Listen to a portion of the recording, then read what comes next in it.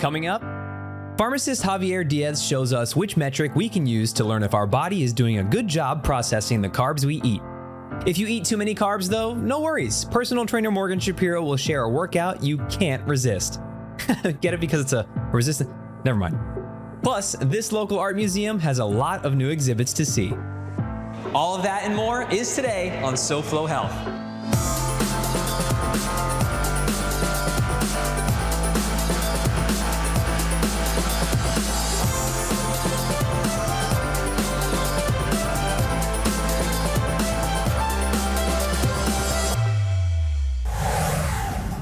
Hello and welcome to SoFlo Health. I'm Hunter Frankie, and today we're at Nsu Art Museum, Fort Lauderdale. You may remember that we were here not too long ago, about a year and a half ago. The last time that we were here, NSU was bringing the museum home to you virtually so that you could stay home and stay safe and enjoy the museum as well. Well, now they're ready for you to come on back and enjoy the museum in person. I'm at Ethos Wellness Pharmacy with Dr. Javier Diaz. You've got gloves on. That's a little disconcerting. What's about to happen? So what we're going to do now is we're going to measure your A1C. Okay. And this is basically how your body utilizes sugar over a 3-month period. Okay. You said this is now becoming more available to people at places like your pharmacy. Yes, definitely here at our pharmacy we are pioneering this, trying to make sure that our patients are getting the best care possible. For the most part, people won't find this information unless they go to the doctor. That's correct. And it's important information because you want to encourage others to learn how their body's working and the things they need to address so they're not just taking medications to take medications. Absolutely. This is probably the simplest marker to test to see if there's any other inflammatory processes happening in the body. So we're getting a very small blood sample here. So now we're going to wait here for the machine to load. Okay. Bandaged up, and I see 4.8 here. What does that mean? Is that good? It's excellent. You know, anything under 5.5 is really, really good. This is basically just tells us that you process your sugars very well in your body. So that doesn't necessarily mean that I'm eating low carb. It's just that my body, when I take in carbs, which become sugars, correct? That's correct. When I take in those carbs or eat sugars, my body's making good use of that, and there's not a lot of excess. Yes, that's correct. And what is the danger in having a lot of excess sugars in your blood? Well, excess sugars are known to be very inflammatory. So again, that just leads to more inflammatory conditions, maybe obviously diabetes and also cardiovascular risk. Now, if somebody didn't have as excellent of a reading, what would you do or what would you advise to them? Most importantly, nothing is better than good nutrition, lifestyle modifications, a little bit of exercise is the beginning. And then also you can go ahead and add on some type of supplement regimen to help facilitate these markers. Nothing new, basically. No, absolutely not. Still got to eat well and exercise. And ideally, you use this to monitor people that are taking medication to rectify this issue. And then you want to monitor that either the medication is working or find ways that they can work their way off the medication. Is that correct? Yeah, that's correct. This is a good marker for diabetes, obviously. This is something that all of our physicians are trying to manage and monitor. Obviously, at the pharmacy setting, we try to manage people's lifestyles and improve medication utilization to improve those type of markers. So what advice would you have for me? Keep it up. Keep it up? Yeah. All right, well, thank you very much, Javier. I'm just going to keep it up. You keep watching SoFlo Health, and if you actually do what we say, it works. New Yorkers, do you recognize the gentleman on the left? That's Keith Haring. On the right is Pierre Alashinsky, one of his major influences. And that should matter to you, New Yorkers, because if you were around in the 80s, you may recognize some of Keith Haring's original works. Like many other famous artists, such as Banksy or Basquiat, some of his art began as what we would consider graffiti, as he painted over expired advertisements in the subway station. Now, what's cool about this exhibit, much like this photo, where the two of them are next to each other, a lot of the art can be compared to show how Pierre influenced Keith. Follow me. Behind me is a lot of Pierre Alashinsky's work in this part of the museum, but it's also displayed right next to Keith Haring's. So that way, much like the photo, you can see the two of them next to each other and see how Pierre influenced Keith. Now, there's still a lot more for me to see here, and you can keep watching SoFlo Health. Hey guys, what's up? Morgan Shapiro here, your trainer, back with some more do's and don'ts of different exercises. And today we are going to go over the lateral band walk. So I'm going to break down the technique, starting with how to put on the band. So I often do it standing up, but my balance is pretty good. Today I'm feeling pretty aware, I'm pretty awake. But if you're having an off day or you're kind of just learning how to work on that proper balance, I suggest sitting down to put the band on. So we're gonna go ahead, put it around our ankles, and then stand up. So we are going to start off bottom up, breaking down the technique, right? So the first thing is taking our steps side to side.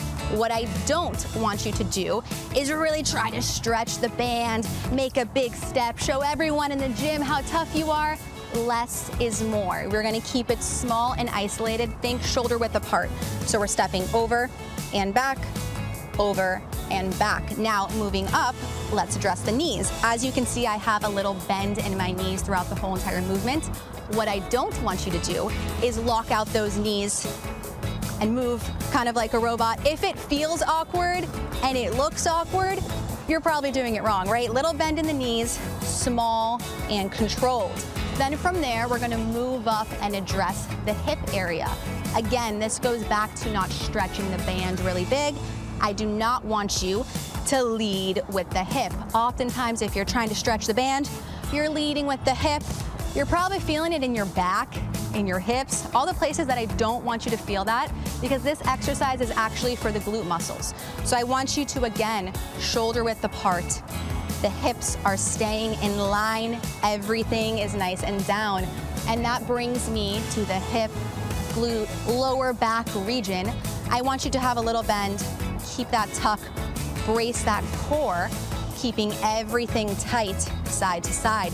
We are not arching the back, sticking the chest up, bouncing it side to side. It may look cool, it may be kind of fun if you have some good music on, but I want you to keep everything controlled. Tuck, brace, controlled, and isolated. And then when it comes to the upper body, to be honest, this one's kind of up to you. I find myself keeping my arms tight by my side. Maybe sometimes I'm doing a little pray, hoping it's gonna be over soon. You can have the arms out in front of you, behind your head, whatever feels comfortable, as long as the lower body is staying tight and intact. So there you have it, guys. Lateral band walk, form and technique. Less is more. This is a great exercise to help improve your squat. It's done a lot in physical therapy, and these bands are super easy to travel with. So you have no excuse when you are leaving, going on vacation. No running! Pool safety tips from the Florida Department of Health of Broward County are coming up when SoFlo Health returns.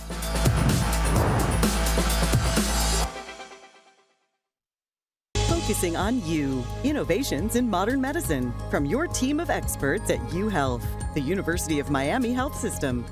A 30-year career in law enforcement began to take a toll on Ronaldo Segui's left shoulder. I couldn't move it up to a certain position, and then it would hurt. After years of living with the pain, Ronaldo went to see Dr. Julianne Munoz, an orthopedic surgeon at UHealth Sports Medicine Institute.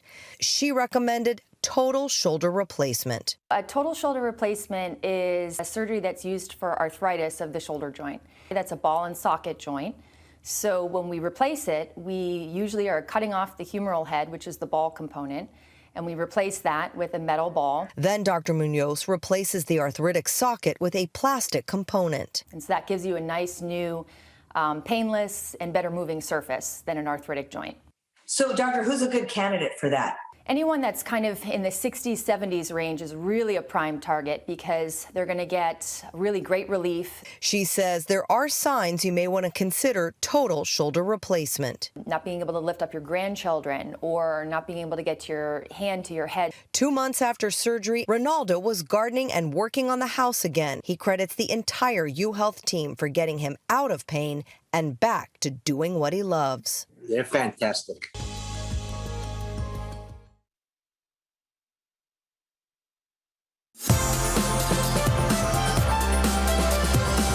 Welcome back to SoFlo Health. I'm Hunter Franke at Nsu Art Museum in Fort Lauderdale, and I'm joined by Lisa, who is part of the education department here. And Lisa, I can hear it's hustling and bustling. The last time I spoke with you, it was an empty museum. We were bringing things virtually to people. Tell me about what's going on here now. Sure. So we're really excited and happy to welcome groups back in person. Our wonderful Museum on the Move program offers free transportation and tour costs to all Broward County school kids. So we've been back in action since the summer started, and we're so happy to welcome them back to the museum. Yes, and it's exciting because not only do we have people here back in person, but you have a lot of new things to see. Yes. Tell me about some of the exhibits that we'll see today. So we have some fantastic exhibitions. We're a pretty big space here, so we have several exhibitions going on right now. We have Lux at Veritas, which focuses on a group of individuals that graduated from the Yale MFA program in the early 2000s and developed a kinship from that time on. And we also have behind us Keith Haring and Pierre Lashinsky. The exhibition is called Confrontation, and it focuses on the great Keith Haring and his influence with Pierre Lashinsky, one of our Cobra greats that we have a fantastic collection on. Definitely worth seeing. It's up until October 2nd. We'll make sure to check all of those off of our list. But when it comes to the education part of things, what does NSU Art Museum have for people to enjoy? Sure, so we have a lot of free opportunities for free admission. We also have art making for kids on the free first Thursday of each month. Additionally, to our Museum on the Move field trip program, we also have a Teen Art Council program that just launched. We're focusing on a group of teens to join us at the museum and help us plan, organize, make art, and help build their careers and their portfolios. That's great. And as you can hear, there's people everywhere, which we love because, like I said, last time it was empty, so I'm so happy that people are enjoying the museum, here to learn, appreciate the art, or participate in some of it themselves. If people want to learn more about NSU Art Museum, how can they? They can go to our website. We have a lot of our collection on the website. You just type it in the search engine under the art section. And you can also find our educational offerings on there, upcoming exhibitions, and the free days that we offer to our community. Great. Well, thank you so much. Like everyone else, I want to see what else you have here, so I want to get to it. Enjoy. All right. Thanks a lot. Thanks. I'm downstairs now at Lux at Veritas, which is an exhibit featuring 21 artists from Yale, and Lux at Veritas is the motto of Yale. They all graduated from the years 2000 and 2010, and those artists are featured here in a multimedia exhibit with films on the walls, portraits, photos, and physical art like what you see behind me. Of course, there's still more to see, but you keep watching SoFlo Health with this. I'm joined again by Morgan of the Florida Department of Health. He is the director of the Drowning Prevention Program. Morgan, thanks a lot for being with us today. Thanks for having me. So we're talking about pool safety. The fact is, water is everywhere in South Florida, but pools are also everywhere in South Florida. So why is it important for people to know about drowning prevention practices? It's important to keep our homes to be water smart and to add barriers to be able to prevent kids from drowning. Yes, and the pool here behind us has one of those barriers. What does something like this do to help prevent drowning? Yeah, so this is a pool fence, which is one of the great essentials of having a pool is to put up a pool fence so that we can keep kids out from entering pools, especially when it's not swimming time. Yeah, and the last time that we visited with you, we also spoke to a lifeguard who told us about not swimming alone. Right. Because even experienced swimmers can have something take place and they need somebody around to be able to help them if possible. Exactly. It's always good to have a water watcher when you're going to swim. So some adult and who's going to stay out of the pool and watch the kids while the kids are swimming and having a good time. Right. So this is not somebody who's in the water, not someone who's tanning or on their phone or listening to music. This is someone who's going to directly have their attention on the kids who are playing in the pool. And it's a good idea to do that too, even for another adult, just to have somebody around keeping tabs on you because something could happen. Correct. And even we've seen cases where even some of the best of swimmers become drowning victims just because something unexpected happens. Yeah. So it's always good to have somebody there. Yeah, but fortunately, you're here to help prevent that. So tell me, what else should people do to keep safe around the pool? So something else that they can do to stay safe around the pool is to always, at their home pools, they can add door alarms on their windows and doors that will alert them if they're in another room or something like that. When the doors are opened they make an alarm sound that will alert somebody, and so then they'll know to respond to that emergency. Getting into swim lessons at an early age is definitely crucial. And so there are swim lesson programs all over Broward County that you can get involved in. And like I said, I'm just going to say it again, another resource that we have here is if you go to watersmartbroward.org, you can apply for a swim lesson coupon. And swim lesson coupons are up to age 8 years old, and you can start applying for them as early as 6 months.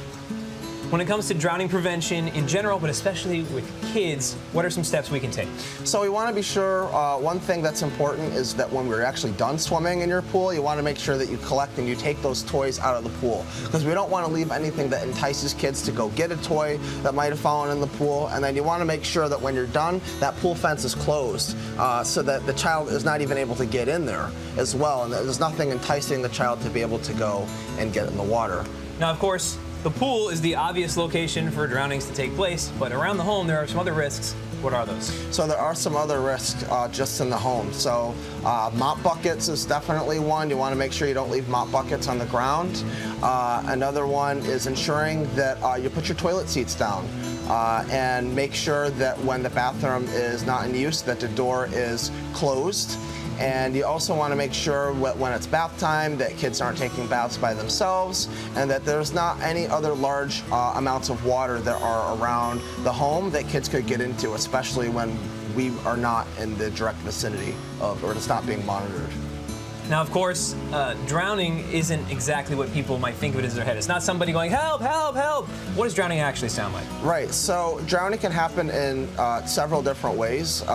You know, that an active drowning victim is not going to always be screaming or calling out for help like we see in a lot of movies and situations. It's very quiet, and it can happen in a matter of seconds. And if people would like to learn more, how can they? So you can go to our website, which is watersmartbroward.org, and you can look at the informational resources that we have on our website, as well as apply for a swim lesson coupon for the child. In addition to that, you're able to pair a parent coupon because in the state of Florida, there are a lot of parents who do not know how to swim. So one of the great resources that we have here in Broward County is that you're able to add a parent to that child's coupon, and the parent and the child are able to get lessons at participating locations all over the county. What a beautiful thing. Yes, it's a great thing. Great resource. Well, Morgan, thanks a lot. We really appreciate it. Thank you for having me. Of course.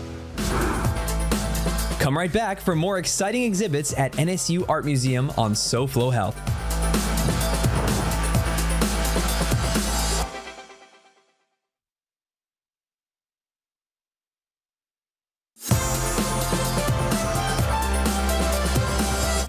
Welcome back to SoFlo Health. I'm Hunter Frankie, and we're still at NSU Art Museum, Fort Lauderdale, where you can see art like this,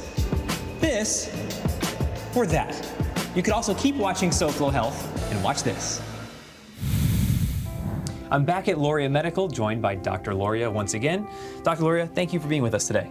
I appreciate it. We're in your studios this time because you do a lot of education as well as the procedures that you do here. For people not familiar or maybe that missed us the last time, what is Lauria Medical? Lauria Medical is a practice that started about 12 years ago, focusing on male enhancement. Now, what does that involve?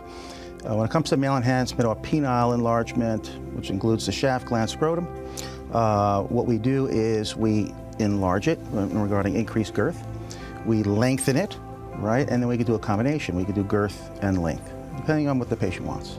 And that's our specialty. That's our focus. And last time we spoke about a non-surgical procedure. Remind us a little bit about that. Patients seek out male enhancement, but they're nervous about the process. For example, if you were to search for male enhancement, you'll see plenty of surgical options, but patients are afraid of that. They're scared of getting cut, and that's understandable. We understand. However, if they find me, they see that I provide a minimally invasive, non-surgical approach where we inject permanent filler, right? So if we inject permanent filler, what it does, it stimulates collagen production, and you wind up with an enlargement with your own natural tissue, and it's all done by injection. Wow. And is there anything new here at Lauria Medical? What is new is that we're developing lengthening techniques. For example, if one were to ask for a request of penile lengthening, for example, flaccid lengthening or erect lengthening, we develop what's called the LEAP procedure. Tell me about the benefits that they'll receive coming to see you. Let me tell you, you're in a different world. When you get this treatment, it changes people's lives. It really does. And it starts from the top down, okay? The guys feel great, okay? I had a guy like, a guy, my patient, of course. That's how well you know them. That's right, that's right. And we did a LEAP procedure yesterday, and he was so happy. He saw the result right there, because when you put the tube in, you can see what you look like. It's immediate. Right? That's exactly. And he was ecstatic. I mean, before he even had this done, because they did filler on him, he said it changed his whole life. You know, his confidence, his self-esteem, he feels so much better about himself. So the bottom line is that we want to get the word out to the men. Say, hey, we could do something here. Okay, it can enhance your relationship. It can reignite your love and, you know, passion for your wife or a partner. And it's just a wonderful thing. Yes, and I think because of people like yourself that are making the education more readily available, that men are looking more for self-care and how to improve their lives. So, Doctor, thank you so much for being with us here today. Well, thank you for having me. Of course. This is one of those multimedia exhibits that I was talking about earlier. Here, I'm able to see some video from Flushing, New York, where somebody's handing out this document, which was written in Flushing in 1657 in protest of the treatment of the Uyghurs in China. And now you can actually take this document with you, much like in the video. Pretty cool, huh? Well, if I wanted to experience New York, though, I could just go to South Beach, right?